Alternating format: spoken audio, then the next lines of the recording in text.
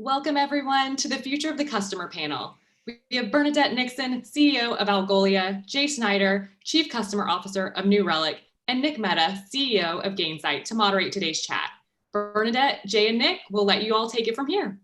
Awesome. Thank you so much and welcome everyone. Really excited for a engaging discussion on something I'm passionate about, the future of the customer. So I'm Nick Mehta, CEO of Gainsight, and you probably have heard of Gainsight. We're in the world of customer success, and really excited to have two different voices in the world of kind of how companies think about their customers. So Bernadette Nixon recently joined Algolia as CEO, has been CEO before, was CEO of Alfresco Software and a long career in software, and comes in, I think, with a lot of passion for customers and customer success, which I'm excited to hear about, and also comes in live streaming. My understanding is from a boat right now, right, Bernadette?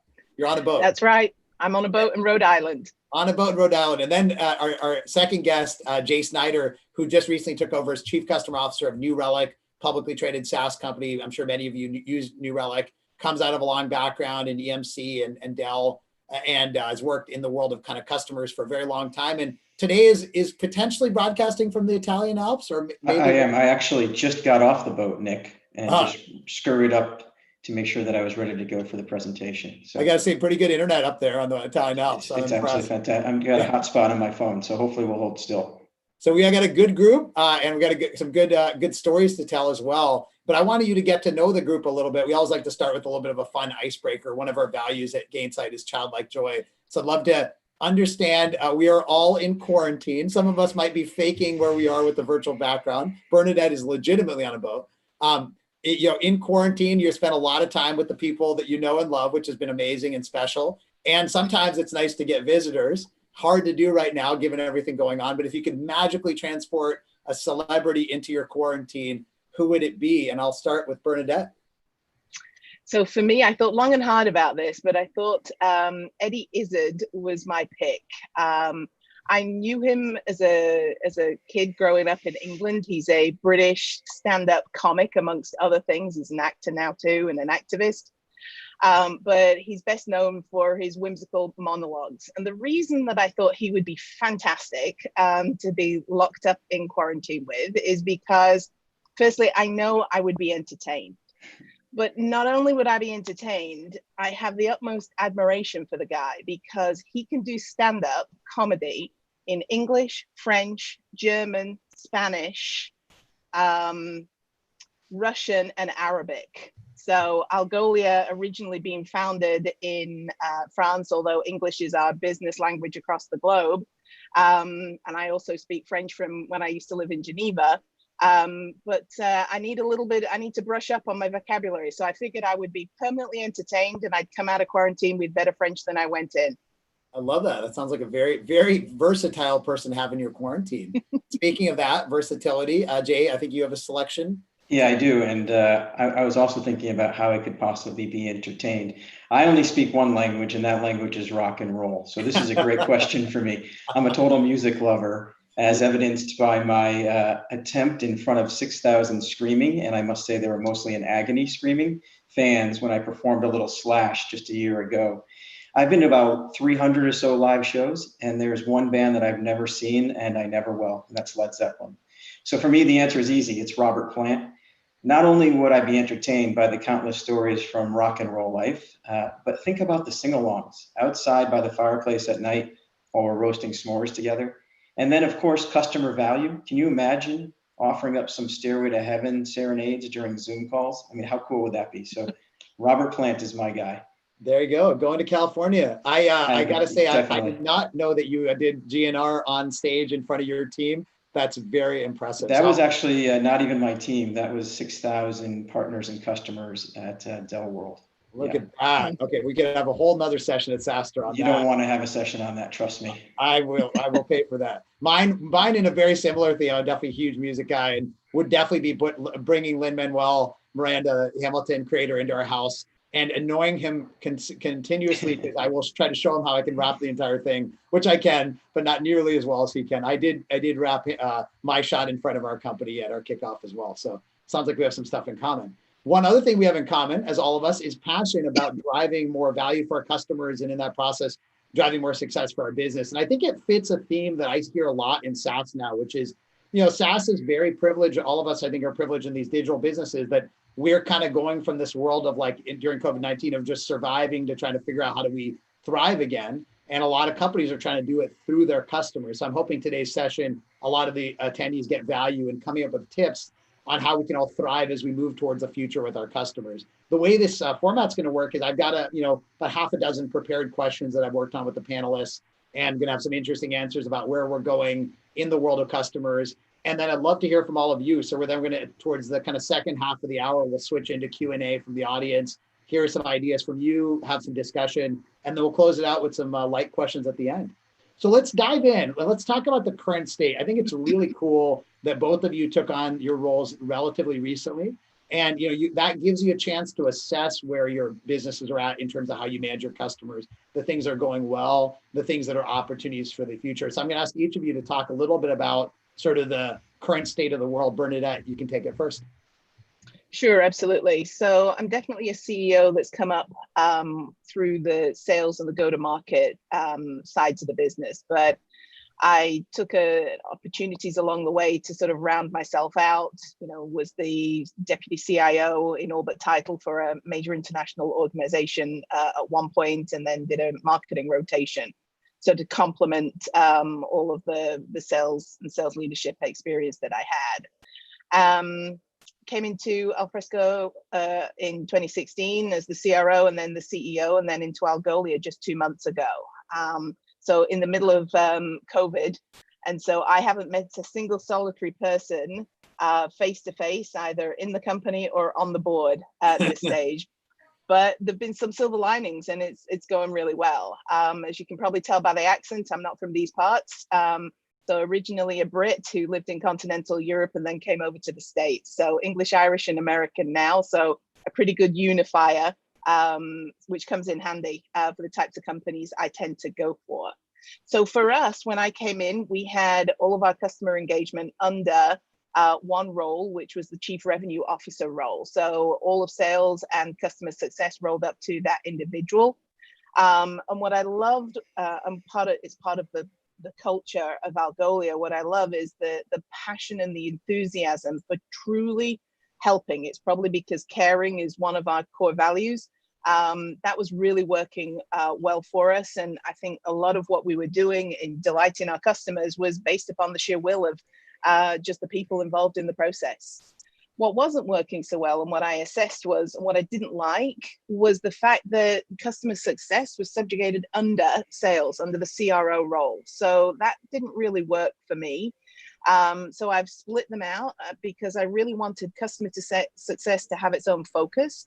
And I also wanted it to have a strategic seat at the table. I believe it's a strategic imperative for any modern business, any SaaS business. And so I wanted to have a seat at the table.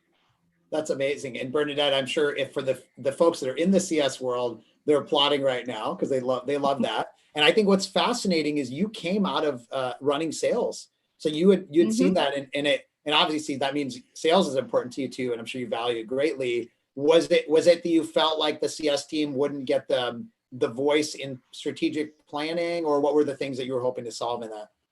It was really two things. And trust me, I've done that role where I've run both for many, many years. So it kind of was counter to sort of what I thought I would do. But the reason that I did it is because we're growing so fast. And so therefore I wanted there to be this maniacal focus on the growth. But at the same time, I wanted there to be maniacal focus on our customer and the advocacy for the customer. And so therefore I wanted to have both of those elements sort of on the same footing in the company. That's awesome. I love that. And I'm sure we're going to come back to that more as we go forward. So I'd love to hear a little bit, Jay, about your background and kind of current state of what you saw when you joined New Relic. Yeah, so I could not make it in my two passions. So not the shortstop for the New York Yankees and not a rock star. So I began my technology career about 28 years ago at a company called Accenture. And I'm not depicting the fact that that was the lowest form of man, but I did start on a 3290 mainframe coding COBOL. And after 5 years of IT strategy work, I left for the ERP launch in the ERP world with client server at PeopleSoft. I think there's where I really began to hone my customer skills, having responsibility for all strategic services, our alliance solution centers, and technology alliances. And after a few years there, I guess I ran straight into the dot-com epicenter by joining EMC in 1999. And at that time, I was responsible for all the business development in the West US, based right in the heart of Silicon Valley. I actually thought it was going to be a 2-year stint. And then like everybody else in the dot-com days, I'd be off for glory running some startup company and making a gazillion dollars. But I think we all know what happened a few years later. And 2 years turned into 20 plus. And I was blessed to have a super run there. And over the tenure at EMC and then Dell, I focused on customers and partners in both national and global roles across consulting services, sales, operations, and alliances. And I ran teams from 600 up to 5,000. And my last role, I had revenue targets in excess of 14 billion. Wow. In May 2020, I joined the executive team at New Relic as the Chief Customer Officer. And very similar to Bernadette, I have only met my boss in person, which is just surreal and unreal, both at the same time.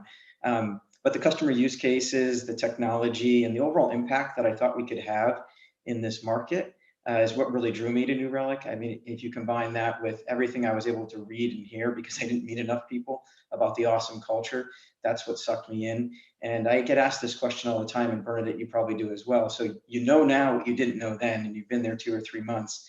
Would you still take the job? And I think the best testament to the decision is I would every single day of the week and twice on Sunday. So I'm really excited and proud to be part of this team.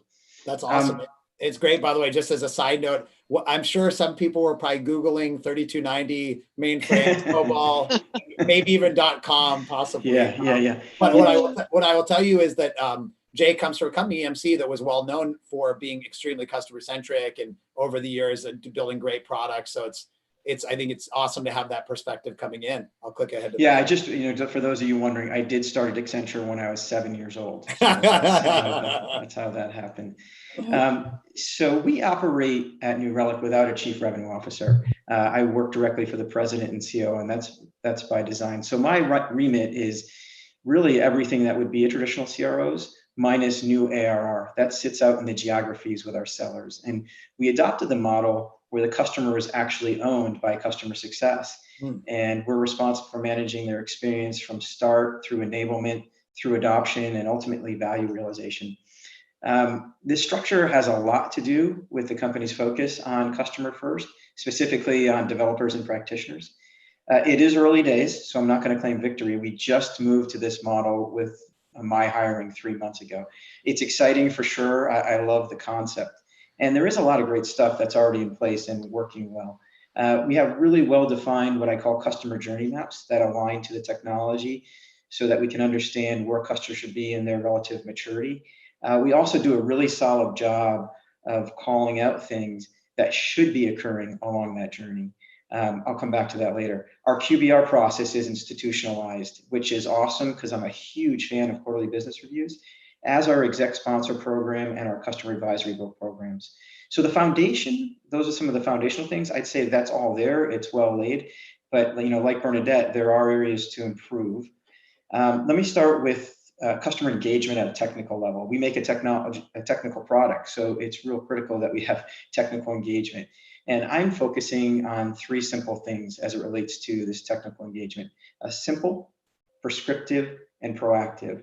And what I mean is we want to ensure that we are simple to engage with. We have 16,000 customers. So how do we create an experience that is omnipresent, right? How do we do that? And it requires us to, and really requiring something that makes it feel like all 16 of those 1,000 customers are actually engaged. So to me, it requires really structured enablement, digital resources, physical resources, and technologies like Slack that are responsive and always available. So that's simple.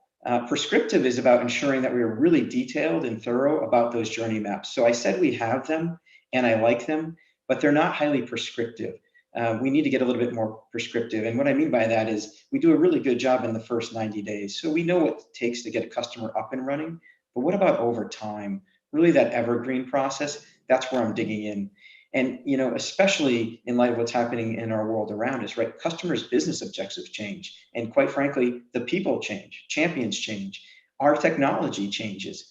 So I'm really digging in to try to understand, how do we keep all these things moving in the right direction so that our health metrics and maturity metrics move in parallel with our customers, right? And that's taken some new ways to think, and it's going to require some new ways to do things. And then the last one is proactive, and this is the biggest shift in mindset for the team structure. So we really looked at customer success. I mean, to boil it down, almost like a renewal event. That was kind of the epicenter and the foundation for customer success, which it's anything but that, right? So we've really worked hard to deploy the last 3 months what I call a portfolio mentality. How do we manage all of these customers, not just the ones that are for renewal, but all of our customers, all 16,000, in a continuous manner, and not at a point in time where we are constantly engaged at a technical level. And then really quickly, and I'll wrap up, that solves for the technology engagement, but technologists don't sign the checks, Nick, right? So we have to deliver business value. So I'm working to figure out how we scale our small but mighty team of value engineers to something that all of our customers can benefit from, not just those that happen to be leveraging that particular team. I want to make sure that all of our customers have a business case, not just during the sales cycle, but something that lives on in post-sales and becomes the agenda and the driving force for all those QBRs that I talked about. I want to ensure that we hold ourselves accountable to these concepts, and we hold the customers accountable to these concepts. And I believe with some of these tweaks, if we do these things, we will make these customers deeply engaged through an undeniable value chain, and that is success. And if I'm allowed to give a shameless plug here, Nick, you'll be happy to know that we're leveraging Gainsight as part of this process as well. So that's where we are. Thanks, Jay. Appreciate that. And what you said is I think very consistent with the current state. Actually ties to Bernadette as well, because we're going to talk about the future. Current state is elevating customer success, like Bernadette talked about. It's being more proactive. I mean, that's probably the biggest buzzword in the customer success drinking game, if you do such a thing. And it's so important because it's not just about the renewal. It's too late usually at that point. It's about being more prescriptive. You said that. And then I think simple, which is I think a big topic we'll talk about for the future, because I do think that's the customer expectation, is more simplicity. And then the last thread I'll pull on, which we can probably come back to, is you threw out value engineering. For people that don't know what that is, that's kind of a discipline in sales where it's not just about selling a product, but you're trying to deliver business value. How do you quantify that? And we're seeing more and more people take that value engineering, be end-to-end, pre-sale to post-sale. So you're selling value and you're delivering value. I think I actually think, I mean, I'll talk about it more throughout the day, but to me, that's kind of if there was a holy grail that I needed to solve for, if I could really figure out how to drive that at scale and make it systemic, I think that unlocks a tremendous amount of value for our customers and for our company. That's awesome. So let's dive into the future. So, we talked about where things are today. A lot of these themes probably resonate with what people are seeing. We're going to next talk about what's the near future. So what's happening like right now in trends, and then we'll do a little speculation about the far future and kind of where do those trends go over time. And, near future, I think it's pretty obvious. There's a big set of trends happening right now, which is with the downturn. And I tweeted this a while back that like at the beginning of the downturn that like every customer is scrutinizing, do they really need this technology or not? It's not just about it being cool. It's about what Jay said, is it delivering value, right? And whether it's Algolia, Gainsight, New Relic, or anything else, you're being measured on value, not just adoption. And at the same time, even outside of COVID, there's all these other trends happening, power of the developer, the API economy, both of you play very much in both those trends. So let's talk a little bit about kind of the near-term trends you're seeing. I'm going to start with Jay, because Jay, you described in the prep call this kind of proliferation of technology, this sprawl that's happened, and you're kind of in the middle of it. A lot of your clients use New Relic heavily. Talk about what the near-term trends are. Yeah, so I mean, you teed it up really well. Quite simply, and I guess no pun intended, things are too complex. I mean, they're just too complex. And so I'm speaking specifically about the space that I'm operating within New Relic. Customers live in a world of tools. And for everybody listening in here, I'm sure this isn't shocking to you, but mass proliferation and sprawl has become a real problem. And it's created mass complexity, not just at the technical level, but at the business level, because that sprawl is expensive. And Worse, this fragmentation minimizes the ability to deliver value at scale, right? If everybody's just doing a little sliver of the work, how do you roll that up into a meaningful business case? I don't know anyone right now. I mean, maybe you do, but I don't know anyone right now with extra money, time, or people, right? Right. So the pressure is to simplify, provide a platform, not a tool, that can be a consolidator. And it's something that can drive costs, but still have all the features necessary to get the business results. And I'm not saying this is easy, but that's what we're striving to do. I always say companies are trying to do three things when they buy something. It comes down to they're trying to make money, they're trying to save money, or they're trying to reduce risk. And the good news at New Relic is we can do all three, but only if we align to the business drivers and keep in mind just how dynamic those are. So we ensure that we are constantly measuring and refreshing. Our challenge and our opportunity in customer engagement is staying tightly aligned with the business drivers, having the discipline to manage long-term customer journey, even when the short-term options might be easier. So I guess I'd say it's forcing us to both challenge our customers more than ever, and by extension, us to be educated and in tune with the customer's business more than ever. I know it's something we've always aspired to do, but I've never seen it be pushed to the brink like it is right now. Generic business or customer success plans, they don't work for me, but Yeah. more importantly, they don't work for our customers, right? And for some folks, that's a lot of pressure. And they have to dig deeper, they have to work smarter, and they have to do more. So I think that's what's happening, and that's what we're seeing on a day in and day out basis. I'll just ask a follow-up on that, Jay, because it's such an important point. I see it all the time, which is, you said it super well: make money, save money, reduce risk. It's hard to find any other Uber categories than that. But then for CS people, sometimes it's challenging for them to make that connection, from using a feature of New Relic to driving business value. They don't know enough about their client. They don't understand the business. Maybe they're early in their career. How do you help your team make that link to value? That is what would you say, the $24,000 question that I'm actually going through right now. And it's a combination of things. One, it starts far up in the sales process, right? Because you need to start to deliver is the wrong word. You need to discover in the sales process. You need to do a lot more asking and listening than talking, right? So we need to create a template, which I'm working on right now, which is what are the foundational elements that would drive a business case. And again, this would be somewhat generic to get the basic discovery done. Then it's about really understanding the customer's business and using the levers within that business case to determine, is the goal make money, save money, or reduce risk. So it's about operational efficiencies, productivity gains, digital experiences, and making sure we've captured those. That's an enablement exercise that is not to be minimized, right? We've got a lot of training to do with our sales teams to get them to start to speak in these types of terms versus feature function. And we're going through that evolution right now within the company. And then your question really is, how does CS do that? I mean, what do they do? And again, if it's not teed up correctly in sales, CS is already at a disadvantage. So it starts there. But then instead of a success plan, it's a business plan. That business case becomes the success plan, right? And we're constantly aligning the metrics in that business plan back to the technology and understanding which dials we need to turn, which types of implementation or product feature functions do we need to use that will directly equate to these types of things. I think the thing we're doing, Nick, to be able to force that is we're getting a little bit more intelligent around account management. So today we do a good job there, but at the technical level, the deeply integrated technologist, that's the piece that's going to play a critical role in connecting those dots for our customers. And I'll talk more about this later too, but I mean, the handoff from pre-sales to post-sales has to be crisp. Otherwise, you're going to lose that momentum and lose that connective tissue back to that business case, and then the thing starts to fall apart. So I mean, we can talk a lot about this, but that's a little bit about where we're headed on that. But it's definitely a change in selling process, and then it's definitely a change in the journey. Yeah, I think you said it really well, and we'll come back to it. But that so much is discovered in sales that's lost often in that process. So really well said, Bernadette. You came into a company that's very well respected for the technology build in the search world. How do you? What trends are affecting the way you think about your customers near term? So I think there's a couple of things. There's a macro point that I'll make, and then I'll give a specific Algolia example of how we're seeing it manifest.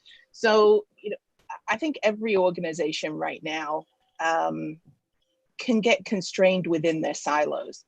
And in order to truly respond to your customers, you really need to be a nimble organization. Now, that doesn't mean to say you're going to do away with the functions. You're not, but you need to find a way of getting outside of those, come together as teams, squads, whatever you call them, in order to be able to drive value for your customers. And it's particularly poignant for us right now because we've made our bread and butter selling to the tech visionaries, the early adopters, and now increasingly that early majority. And so there are different things we need to do to bring to the table in crossing that chasm for a sector of our market. So, but as we look at our market, it's not all created equal. We've got everything from self-service all the way up to the enterprise. So how we accomplish something at the enterprise level in a one-to-few or a one-to-one or a one-to-few is very different to how you would accomplish it in a self-service model. And so I think when we start to look at some of the frictionless models at the lower end of that spectrum, I mean, we've got 9,500 customers. So at the lower end of that spectrum, what we're finding is your product has to be intuitive enough for the customers to be able to self-direct their own journey. And so it's another spin, I guess, on the notion that you mentioned, Jay, which is simplicity. But it's that simplicity is multifaceted. You've got to have it in the product. You've got to have it in how your customers can realize that value. And then you've also got to have it so that you can have it in a one-to-one or a one-to-few framework for your enterprise customers. So, you know, there's a lot of change going on right now. That's the only thing that's constant, frankly. And so trying to keep pace with it across all of those different sectors really requires you thinking deeply about how to deliver that value to your customer. That's great. Yeah. And well, that simplicity theme obviously is so massive, and also just doing more in the product when you have that massive scale that you all have at Algolia and New Relic has as well. So that's a good way to say, what are the things that are trends that, you think over the next 5 years, you think are here to stay? Some of you probably know that there's that great Jeff Bezos quote that says, don't focus on the things that are going to change, focus on the things that aren't going to change, right? And that's how you predict the future. What are some of the things when you look at the next few years that feel like this is just an unstoppable trend? And then we'll go to the other side and talk about things that we think are going to be radically different in the future. Bernadette, I'll go with you first. Sure. So the thing that is here to stay is the maniacal obsession with adoption. So real estate is location. I think for anybody in the SaaS business, it's obvious, but it's adoption. And there's no one key holy grail metric that's out there in the market right now. So I think there's a lot of experimentation going on here. I think that simplicity in the product is a key driver. I think in-product telemetry, in-product training are absolutely key. And I go back to what I was saying earlier, your goal, no matter where you are on that spectrum in terms of customer segment, the goal is the same. The question is, how do you help and encourage and enable your customers to get to that maximum adoption point so they're really getting the value that they were hoping in the pre-sale cycle. How you deliver it will just be different depending upon the segment. But that's here to stay. Great. And Jay, what from your perspective? Yeah, so I'm terrible at predicting the future. I turned down an executive role at ServiceNow 6 years ago, Nick, so this is not my sweet spot. But look, Bernadette just said it incredibly well. I mean, I think she stole some of my thunder, and she should have, because I agree with her 100%. It's about adoption. I'll say the same thing, but I'll say it maybe a little bit differently. So if I had to say what's going to definitely be here 5 years from now, it's this whole concept of customer success, where customer success truly owns the customer. And sales will be just that, an initial sale only. Customers want to know that someone is responsible and not just there to do the sale or the expansion, but there to get them to, as Bernadette said, to adopt, consume, and derive value from the platform, right? We talked about needing to have an understanding of a customer's business, their drivers, and also ensuring adoption or the business case breaks. So I'm not saying the role of a salesperson will disappear. I just think the definition of responsibility will change, where they may simply be a sales and marketing person who's focused on new logos, but immediately it's handed to success from that point forward. And if I'm a customer and I'm asked to pick who I'm going to bet on for my future when I sign the check, is it going to be that salesperson or that success person? And I think we're already starting to see that, lockstep with customer success is customer adoption, which means you have true engagement, which means you're delivering true value. It's just, it's 1 + 1 = 3. It's a simple math equation to me. Great. Awesome. And if you kind of flipped it around on its head and said, what are some of the things that as we go forward are going to seem almost dated? I showed my kids Back to the Future 2 last weekend. And if you remember, that predicts the future, but they predict in the future that there would be fax machines everywhere. So they kind of got that wrong, right? What are the concepts that we take for granted today that will seem dated 5-7 years from now in the world of software? I'll go to Jay first. Well, honestly, I'm going to come back to something we just talked about. I think in the future, we're going to see a lot about low friction models. And I'm going to be a little bit repetitive here, but I do think that we're going to see a lot more intelligence built into the product, as Bernadette said, that gives you, and not just intelligence from being able to extract metrics, but also enablement, right? I think that you'll be able to self-enable to a degree that we have never seen before. And you'll have the applied intelligence, the AI in the product itself they'll make you smarter, right? It'll be watching what you do, guiding you how to do it. Today I have to manage and track health of my customer success, right? This will be built into the product.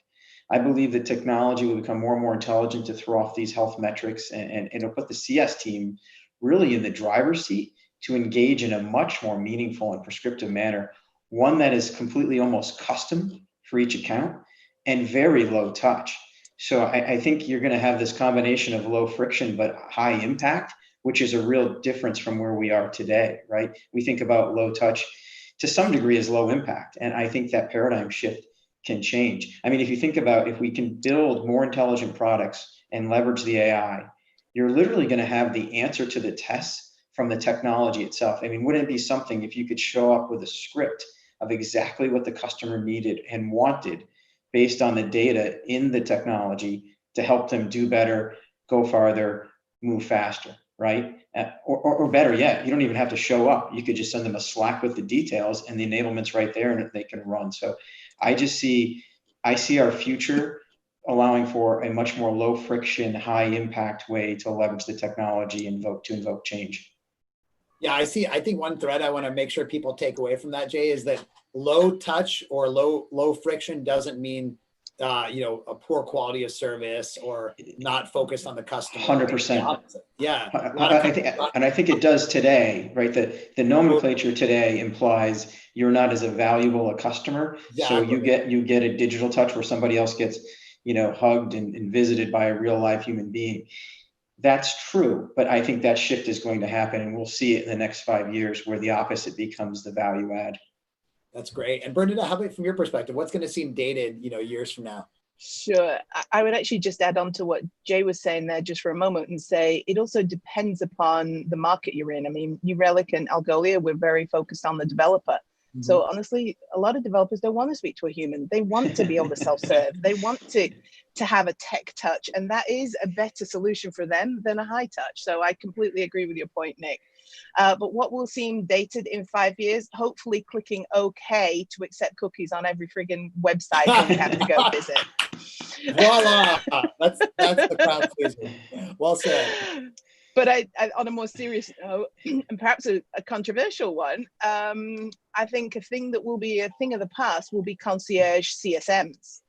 Because I think that there is a portion of the population out there that have come up, and the relationship aspect and the soft aspect has been so important because it needed to counterbalance sometimes the hard charging sales approach.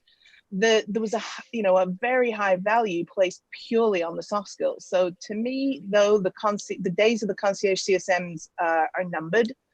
And there has to be value that the CSMs deliver beyond just the relationship. So I'm not saying that the soft skills aren't important. They absolutely are. high EQ is always going to be critical, I think, for that role. But they also need to be able to deliver value beyond that. And what that form that takes will depend upon your business. But I think that connected to the in-product telemetry and some of the stuff we talked about already will provide a powerful combination. That's so well said. It's interesting. I did an event with CIOs recently, so probably some of your customers, where I asked them what they thought of CSMs, and they gave some of that feedback, Bernadette, that they felt like some CSMs are super nice people that respond to emails, but don't add a lot of value in the process. And I think for CSMs that are watching, you do have to plot a course to having value either in the product knowledge or domain knowledge or being consultative or whatever. Yep. You can't just be a nice person that responds to emails. So I completely agree, right? This is what I think we're all talking about the exact same thing here, right? They've got to be able to bring a business case to the table and make sure it aligns to those drivers. And when things start to stray, they've got to get everything back on track. I mean, they've got to, they're success managers / program managers. They got to run that customer journey like a program and understand what that means. And they've got to be able to use all the data available to them to be able to understand when the customer's going off their journey. And it's not just about showing up to run the QBR, it's driving the entire experience to get to the QBR. And that is a shift in mindset for a lot of folks. Mm-hmm. One of the last questions we had talked about in prep was, the org that's most impacted in changes outside of CS in the future, and Jay and Bernadette, you both have some thoughts on that. Jay, I'll go to you first.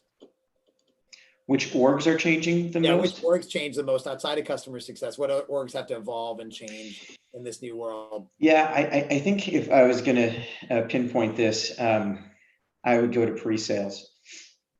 And the reason I would go to pre-sales is I talked about the fact that a customer would like to be owned, soup to nuts by somebody who's going to be responsible and look after their entire experience. And if you think about what pre-sales does, they build that connective tissue at a technical level with that customer early on. And that's the mind meld, right? That's incredible value. I'm not diminishing what a salesperson does. I've been in sales a long time, but ultimately that technical connection at a lot of times when you're selling a hardened technology product wins the day, right? But yet if you've created this model where that pre-sales person does the sale and then disappears, where's that connective tissue and what happens beyond that? So I think that we're going to see an evolution in how pre-sales works with pro-sales and maybe becomes one and the same, so that you can have that long-standing, truly intimate technical engagement that our customers are looking for. Someone that spends the time up front and then stays long-term after to be with that customer based on that relationship, that mindset, and that experience they already have. So I do see that getting upended, and it's impacting them now because it isn't formal, Nick. They're doing it anyway. So I'm seeing pre-sales being heavily impacted by the fact that while their job is to be on pre-sales, they're spending half their time in post-sales. Yep. So whether it's formalized or not, it's bleeding across. That impacts sales productivity. It has other ramifications to the business. And so we need to solve for that. So I do think, I don't know if the word is impact. I think there's an opportunity to do something more intelligent around the pre-sales, post-sales handoff. I think it's really well said. And I think that what I'm seeing actually in some cases is chief customer officers getting value engineering like you have and pre-sales underneath them as well to tie that all together. Bernadette, how about from your perspective, what org do you think is going to evolve the most in this new world? I don't think I could have said it better than Jay, actually. I think there's a lot of value to what he said. And I think generally the sales org will face a lot of change coming out. But I'm going to pivot, if I may, to one of the other questions that we talked about in prep, which was, in a downturn, what's going to be the most important? A lot of people are saying that, we've seen the worst of the downturn. And you've got the other side that's saying there's still more to come, when furloughs and everything, are no longer funded by governments and what have you throughout the globe. And I would say on that topic that the thing that is going to be most important is having the human touch, or should I say the humane touch, and customers that you do the right thing by when they're in a bind. Not that you'll be able to say yes to everything that they want. That's not what I'm saying. But when you do the right thing, it'll be recognized, and those customers will remember that in the good times. So well said. I think it's a great kind of segue. I was gonna say I literally had almost the same answer for that. I said the one thing I'm telling my team all the time they need to have in this downturn, and what's the biggest impact to CS at the same time, is you need to lead with empathy, right? You really do. I mean, because the people we're talking to, their jobs are at risk, their companies are at risk, they're being put in very difficult positions.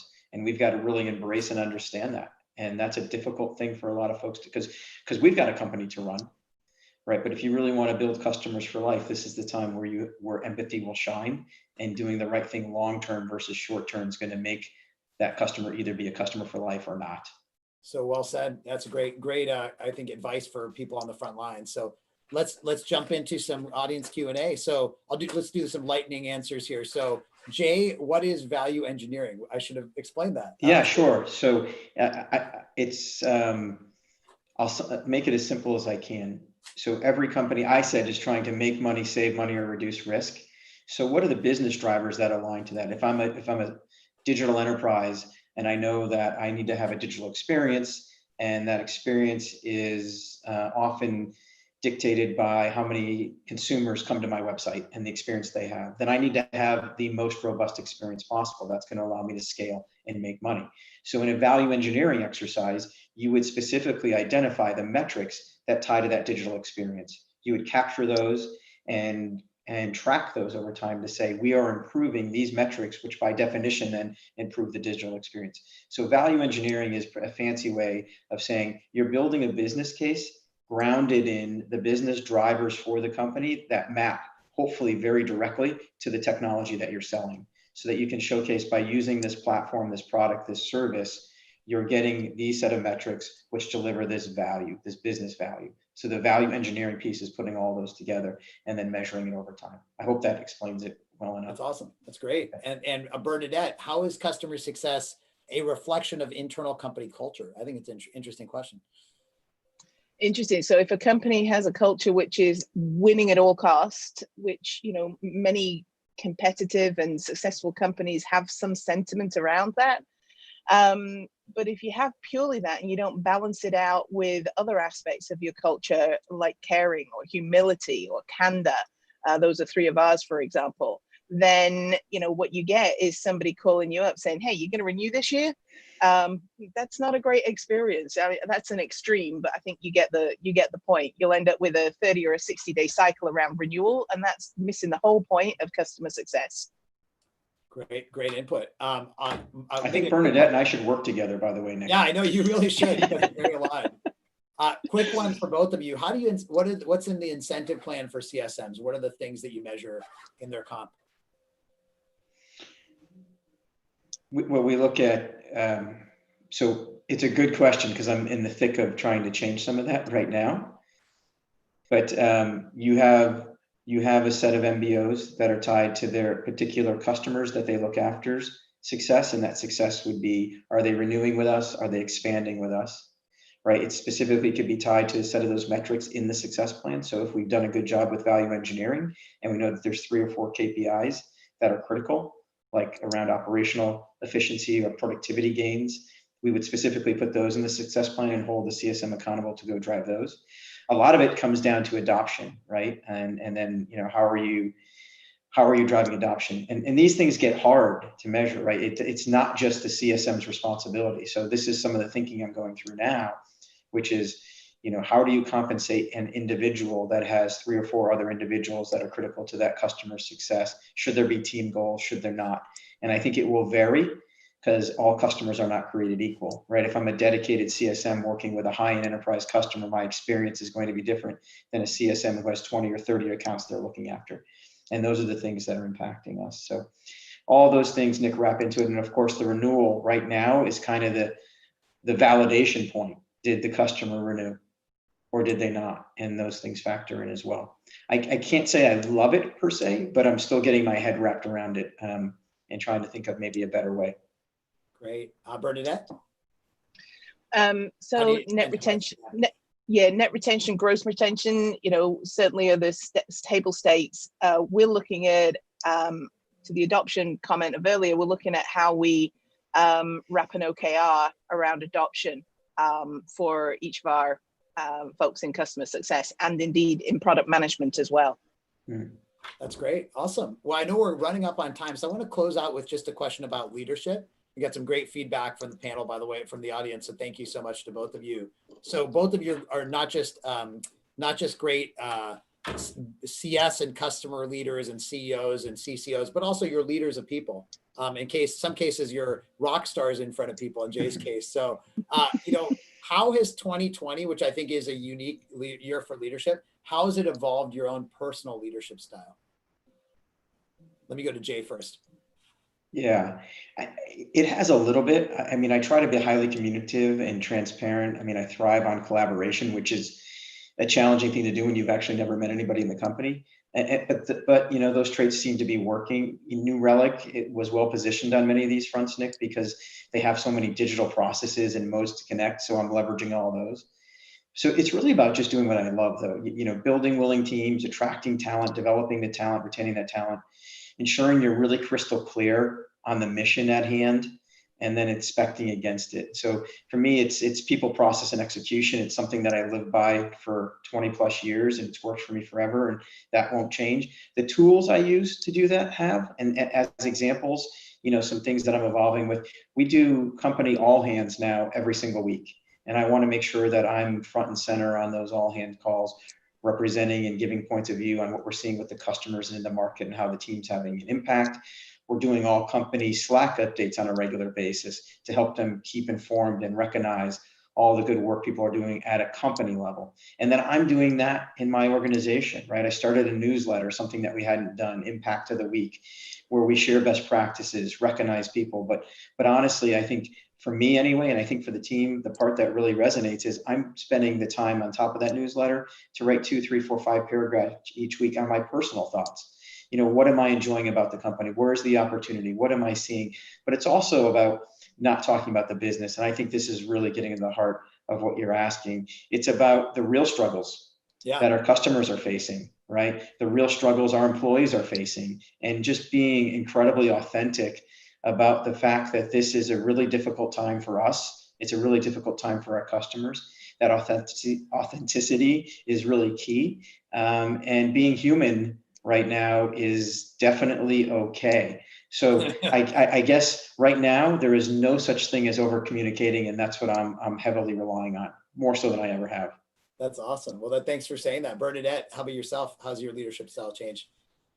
I don't think my leadership style has actually changed, but I think some of the aspects of my outreach has changed. So I was fortunate to work with and within companies that were video obsessed sort of before it became the trend. So video has been a daily part of my life and routine since 2015, which was pretty early. But I would say that now, especially, having joined the company and not met anybody, some of the means of my outreach changed. So virtual listening tour that I did, for my first 6 weeks. Then after that, now I'm doing one-on-ones with all of our top talent. And then, participating in, the dozens and dozens of Slack channels that we have, as well as one-on-one with people via Slack, just to build the relationship in different ways. And I would say it's amazing how many conversations you can have purely in animated GIFs. That's well said. That's a good way to close out. Well, a couple of takeaways for folks. I do believe in this kind of concept of human first leadership, which is really what customer success is all about and what the future of the customer, and wrote some thoughts about that online that you can find on our website. And then, for people who want to dig into future of the customer more, we just published our book, Customer Success Economy, which is all about this concept and kind of where we're going in the future. And actually just in partnership with SaaStr, we made this available for folks listening actually for free. Go to gainsight.com/free book and you fill out a form, you'll get a copy of it. And thanks so much to Jay and Bernadette. This has been phenomenal. Really appreciate it. And next time, I think we'll have to do this with some karaoke as well. Oh boy. Think of your song selection. Be careful what you ask for, my friend. Or come and do it on the boat. Yeah, that sounds good. Thanks to the SaaStr team. We'll turn it back to you all. Thanks, everyone.